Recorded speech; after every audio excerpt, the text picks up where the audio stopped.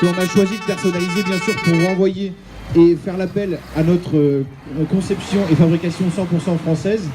Ce tracteur est équipé du coup de la nouvelle technologie de pointe, c'est-à-dire l'autoguidage avec une antenne Trimble qui permet d'accéder à des précisions de 20, 10, 5 et 1 cm avec des précisions RTK.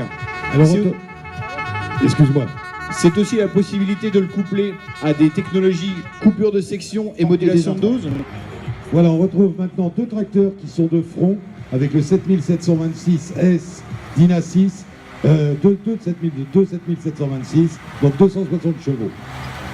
Le premier modèle donc, est un tracteur, le 7726, qui est équipé avec des pneumatiques de 2,05 m. Vous le voyez avec un très grand flanc qui permet de maximiser la charge. Vous voyez là l'outil qui est quand même relativement lourd, un outil de 7 mètres de large qui permet d'être animé grâce à notre relevage de 9 tonnes 950.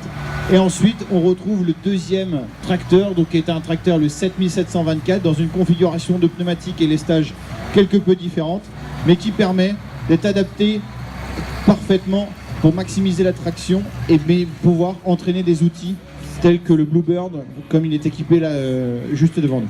Alors là, c'est pareil, hein. On a parlé de 2 longueurs de châssis, hein, je crois. Hein.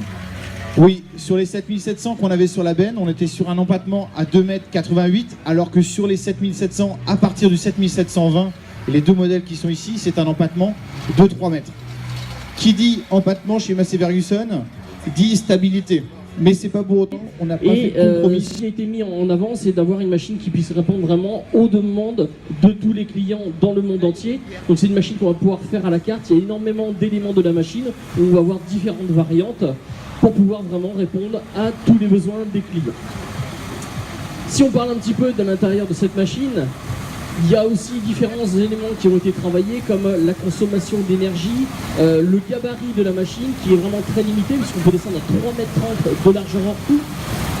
Aussi la qualité du grain et de la paille, donc qui a été travaillé avec notamment le système de battage et séparation qu'on appelle single ou dual helix suivant les modèles. Donc single helix pour la monorotor, le modèle 7, et dual helix pour le modèle 8 et 9, où on va retrouver les rotors les plus longs du marché, avec une longueur de 4,84 m, qui travaille avec ce qu'on appelle de la basse pression, c'est-à-dire fortement ouvert et avec des régimes réduits, ce qui permet de conserver une excellente qualité de taille et qualité de vie.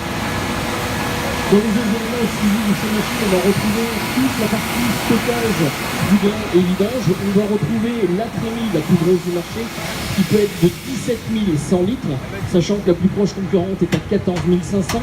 Et aussi au niveau du système de vidange, on pourra aller jusqu'à 210 litres par seconde, où là aussi les concurrents sont à 159 litres, donc vraiment très loin, ce qui va permettre de gagner en autonomie et aussi en temps de vidange, donc d'améliorer la productivité de la machine. Je le disais tout à l'heure, Bruno, les séries 7, 8 et 9 sont en fonction des motorisations et des puissances, bien entendu. Effectivement, c'est 3 niveaux de machines avec des motorisations différentes, des barres de coupe aussi dédiées qui sont